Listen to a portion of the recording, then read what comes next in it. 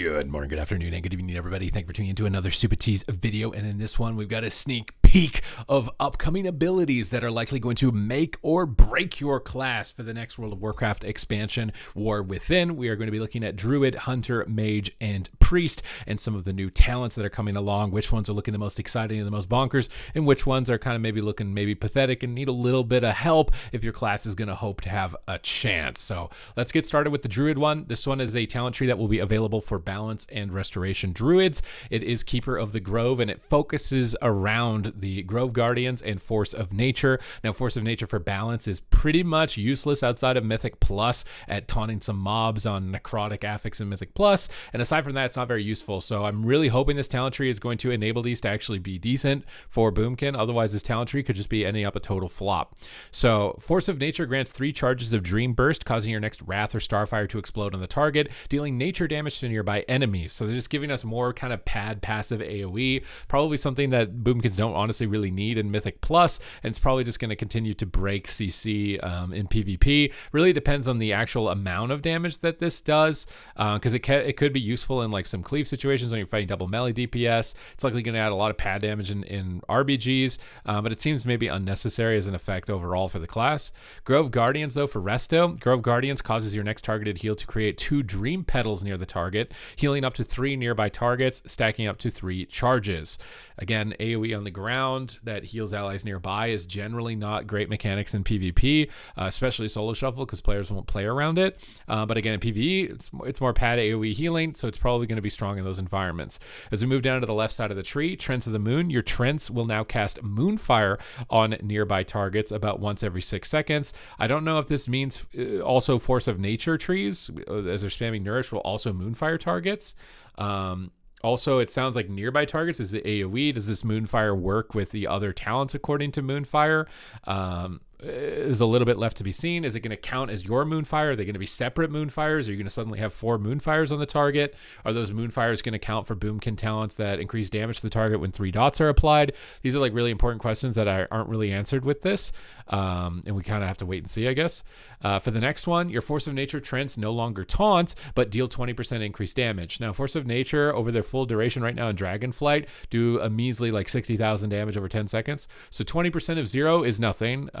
If they are still going to like auto attack, or this Moonfire is not meaningful damage, I don't think that 20% is enough. And it honestly feels like, taking a talent so that your ability isn't just useless is kind of rough as like a hero talent. It feels weird that that's a hero talent. For Resto, your Grove Guardians increase the healing of your Rejuvenation, Efflorescence, and Life Bloom by 5% while active. That is insanely overpowered for Resto Druid. For Durability of Nature, your Force of Nature Trents have 50% increased health. My understanding for this probably is that this is so that you can use them to tank Mythic Plus mobs, and maybe they don't get one shot, but if you're pushing the keys super high, even with 50% increased health, I'm doubting that they're going to take more than one hit. And again, it kind of feels like, that one's focused around the Boomkin option, and it just doesn't seem that exciting in terms of a choice for Boomkin.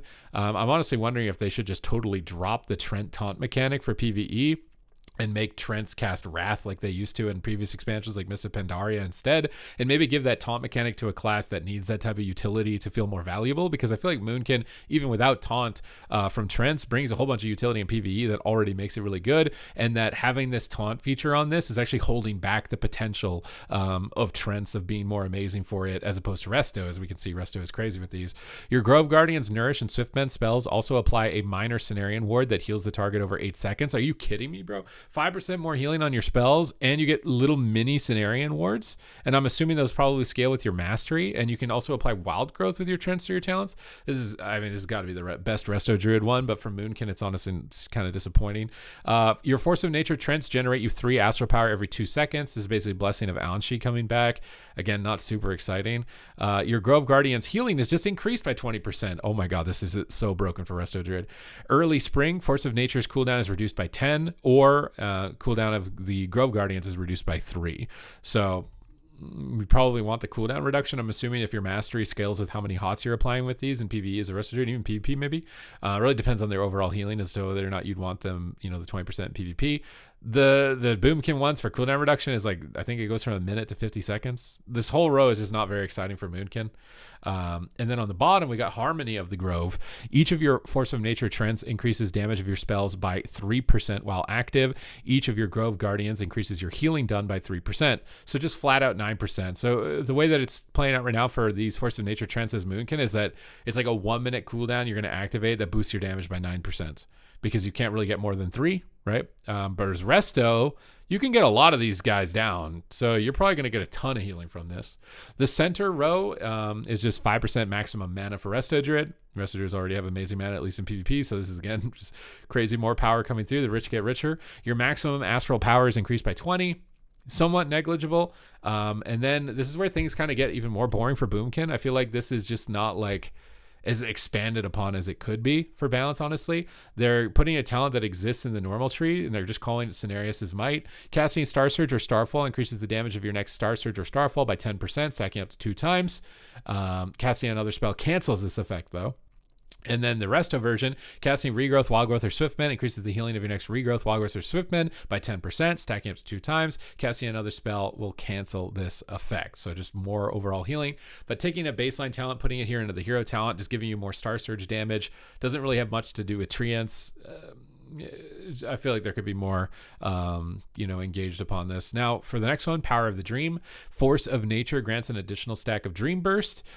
Healing spells cast with Dream Surge generate an additional Dream Petal. And Cenarius' Might increases spell damage or healing by an additional 5%. So you're getting, the full expansion of the talent. And the dream was 3 charges of Dream Burst, which is just AoEing your Starfires and your Wraths. So this will probably be insane at Mythic Plus, I'm thinking. Like, this is probably over the top powerful Mythic Plus, but for PvP, I feel like it's not super exciting, not a lot of new stuff, and not really doing like the most that could be done with Force of Nature. Control of the Dream. Time elapsed while your major abilities are available to be used is subtracted from the ability's cooldown after the next time you use it, up to 5 seconds. Time elapsed while your major abilities are available to be used is subtracted from the cooldown. So if you're sitting on your Incarn, you'll get like an extra 5 seconds. I don't know what the other major abilities are, right? Other than Incarn, maybe Fury of Elune, like a little bit of cooldown reduction on your stuff. It will also affect Nature Swiftness, Incarnation Tree of Life, Force of Nature, Celestial Alignment, and Convoke the Spirits. So some cooldown reduction. So it's an extra 5 seconds on Force of Nature every time that you're not using it, on top of the 10 seconds. So now it's like a 45-second cooldown. And then the far right, which focuses way more on defense, Protective Growth. Your Regrowth protects you, reducing damage you take by 8% while your Regrowth is on you. This could be obviously really powerful for Resto Druid because you can instantly apply Regrowth. But as Boomkin, it's a little bit tougher. When we move down here, Grove's Inspiration, Wrath and Starfire just do 12% more damage. We like those spells getting buffed. I want those spells to feel more meaningful as opposed to just being a Star Surge cannon. That could help enable this also to be more desirable in PvP, as if these Starfires and Wraths explode, being more relevant overall. Regrowth, Wildgrowth, and Swiftmend healing is just increased by 6%. This talent tree is crazy for Resto. I think we've said that a few times now. Persistent Enchantments. Orbital Strike applies Stellar Flare for 20 seconds, and Primordial Arcanic Pulsar grants Celestial Alignment for 2 additional seconds. I thought that Orbital Strike already applied Stellar Flare baseline on the talents, so seeing again like a baseline talent going into the hero talent kind of just disappoints me a bit. Reforestation grants Tree of Life for an additional 2 seconds. Okay, you're permanently in tree form. This talent tree is continuing to be the most bonkers thing for Resto Druid. Booming Infusion. Every 5 regrowths you cast makes your next Wrath, Starfire, or Entangling Roots instant and increases the damage it deals by 100%. And every 5 Star Surges or Starfalls you cast makes your next Regrowth or Entangling Roots instant. Now, with the build that lets you rotate, I can't remember what it's called, Onith something, where if you Star Surge, you get a free Starfall.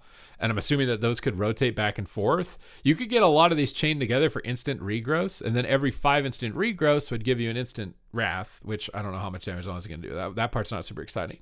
But this gives you a lot of potential instant healing as Boomkin that you didn't have before.